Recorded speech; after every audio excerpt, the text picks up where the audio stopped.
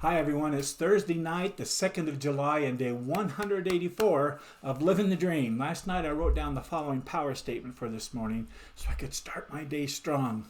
I'll not only take my success vitamins and medicine pills at the start of my day, but I'll take them at the end of the day as well, just before I lay my head down to go to sleep. It's the last thing I'll do before going to sleep. Like I said yesterday, this was a suggestion my two amigos came back with to support my goal of starting strong, staying strong, and ending my days strong every day. I think it's fantastic. Just like we take some medicine just before going to bed, at least I do, a couple of pills before I go to bed, the success doctor says to take a dose of your success mindset pills so that they work on your success mentality all night long. Bam, done. Here's what I had to do on my to-do list today, right here for Thursday. My fun was to start typing out the bullet points for my 12 lesson folder. So look at this. Here's one. There's lesson 1. Here's for lesson 2. So I got that started. That was so great. My exciting task was to finish my overview dialogue so that I have it ready for when I start to get new participants from my focus group beta test ad. So here's my focus group overview to ask them those questions. That's so great.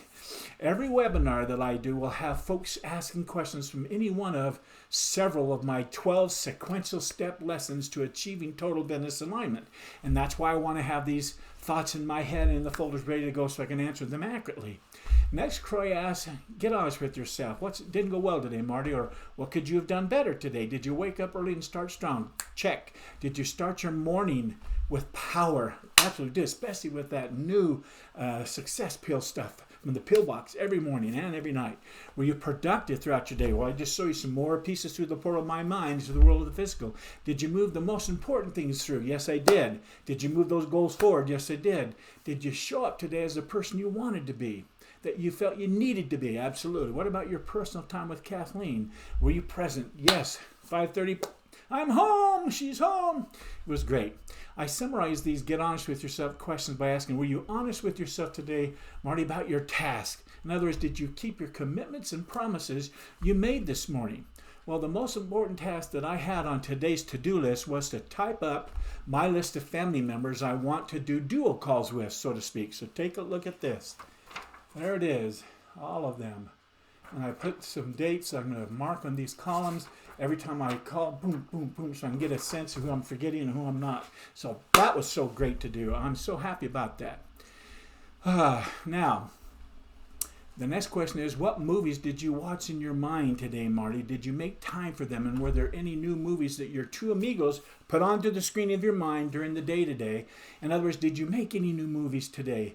And what were they about? Well, besides all my must-see TV favorite 5 movies, I was seeing people click on my video ad, that ad for getting participants from my focus group and so forth. And so I'm getting super excited to run that ad as soon as I can.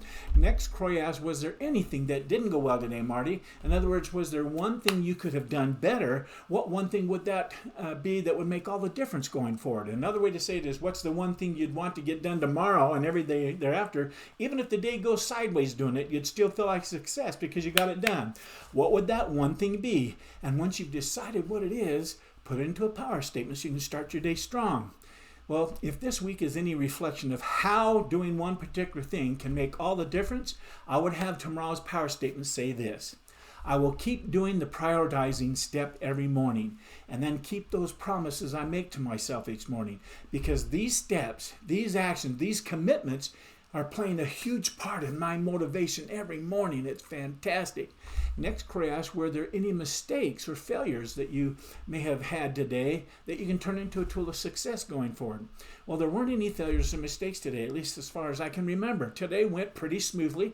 I got everything done that I said I would. I took my dose of success pills this morning, and I'll take them again before I go to sleep as soon as I'm done here in a minute or two. So there are nothing in the way of turning a failure into a tool of success today that I can think of.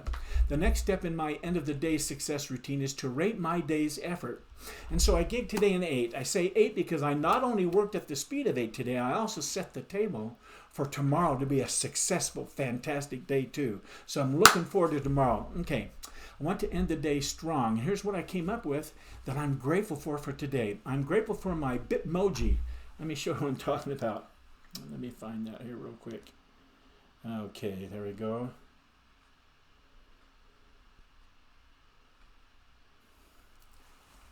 Look at that.